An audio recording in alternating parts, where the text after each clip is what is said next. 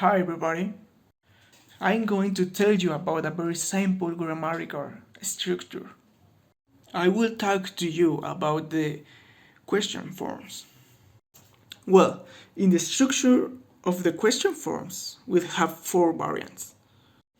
Object questions, yes-no questions, subject questions, and question with prepositions.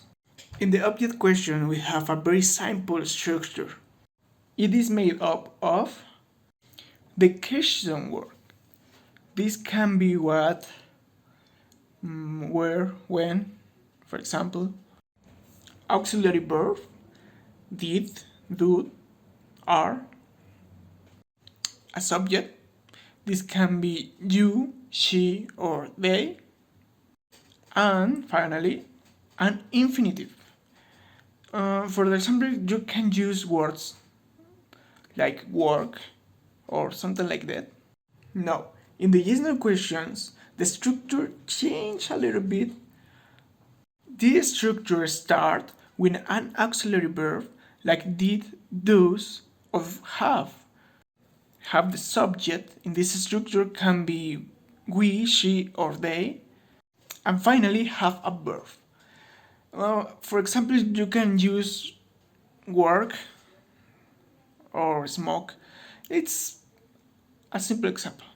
The difference between the structure of yes no question and the structure of object questions, it's only that yes no questions don't have question word. Have all the same structure except the first, the question word. In the subject questions, the structure changes again. We have WH questions in first place. This can be who, for example. We have a verb and object, and an object that refers in the questions. Finally, the question with prepositions. This question appears when you use a verb and preposition expression in the same question. An example of this question can be, what did you talk about? In formal English, sometimes the preposition moves at the start of the question.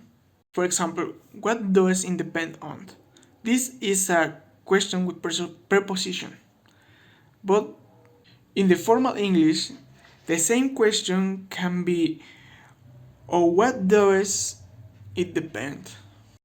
Well, the question form in English can be something difficult for some people, but it's so important. You can learn yes no question first. This is the simplest question can you learn that only need answer that yes no or no.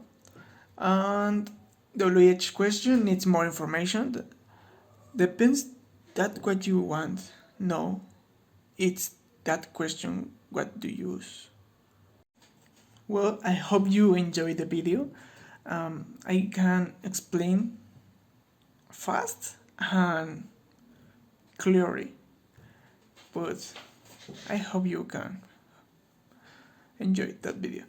I'm going to talk about my experience about the COVID.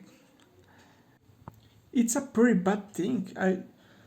There are people dying. The only form can you try to avoid the virus is stay home, cry, don't get up for nothing. It's you for the essential things. If you need food, you get out of your house. If you don't need, go out of your home. Stay in there. It's a global experience. All the world has been paused. Many places closed their doors. And it's so serious thing. The restaurants, the malls, the schools closed their doors. And the the really good thing that you can do is staying home. Please don't go out if you don't really need to go out. But not all is so bad. We have a lot of time for the quarantine. We can use that time for increase our abilities, learn something, read something, or write something if you're writing. Really, you can use your time smartly, and you need have to keep the help here and here. You need be healthy, but be mental healthy and physical healthy. It's the only two things that you need. If you read something, listen something, if you keep your mind in something, it's more easy to pass this. Well, no all the person in the world be in the same boat. No all the persons have internet, have a bed or a house. Some persons